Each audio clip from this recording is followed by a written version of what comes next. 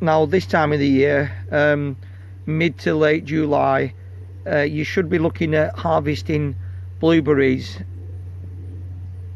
and I thought I'd pop over and see what the master of blueberry growing is doing.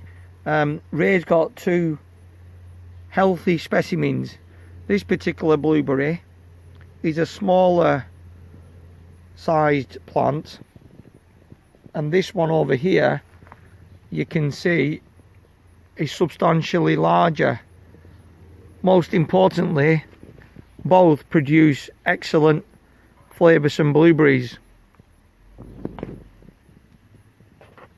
In terms of age, Ray, what do you think they are? How old are these two plants? 6-7 years, something like that. As much as that? Yeah. Okay, 6-7 years. Been a while. Now,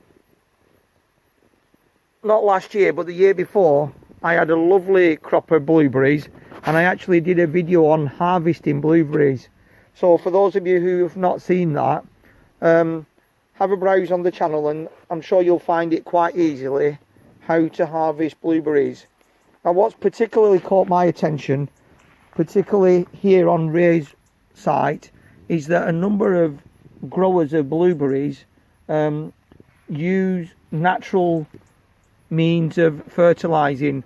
Now, just before I get Ray in on this bit, I know myself that you should grow blueberries in ericaceous soil. Basically, it's an acid loving plant, and what that means is obviously you want to keep the pH down, but you're using a natural means of keeping the pH down. Do you want to just tell us a little bit about what you're doing here? That's just ferns that's been growing in the garden, growing wild on the plot, and just stick the stems on there, they rot down and help make it acid. Right. Hopefully keep some of the weeds down. It doesn't seem to always work. Ferns is something that I've not actually tried using, but having seen the fact that you're saying it works well and here's the evidence of it, I've got some ferns that are growing on my plot which I'll chop up and add to my blueberry bush. I just took them off, yeah, sort of fold them up and just stick them down on there, just cover them over. And if you're not able to get a hold of ferns, what's the other natural sort of mulch that you could use that would keep the pH down? Well, there's bracken, anything, yeah, anything like that. You can buy bracken, composted ferns. Bracken. Yeah, pine needles, would they work? That works. Yeah, okay. That works. Yeah. Pine bark, that'll work. But you can tell it's acid because all the mare's tail that's grown in it. Right. That's a bit of a job to get out.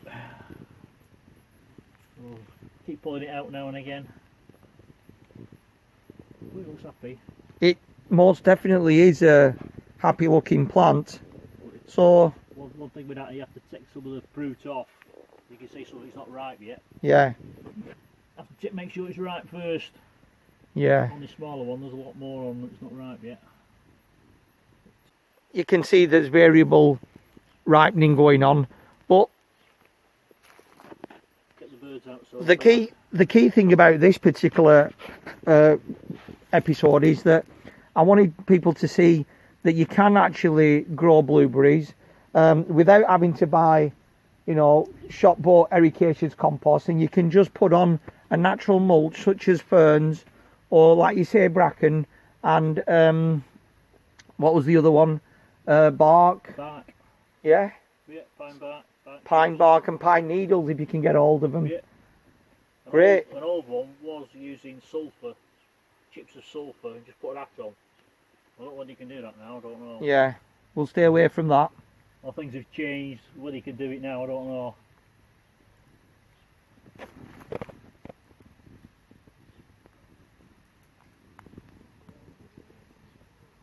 Lovely.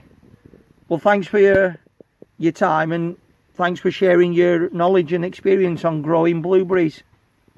I'll try putting some ferns around my blueberry bush and see if that helps it grow a bit better.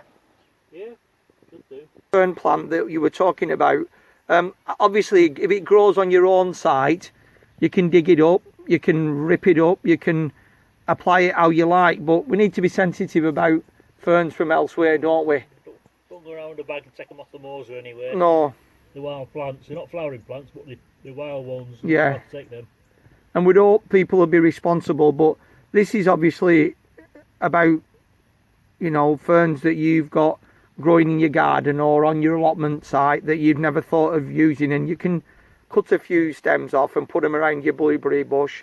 But that's only what we're talking about, aren't we? Yeah, don't go taking them out in the wild. No.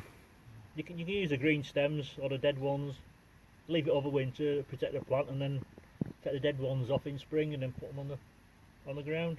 Right.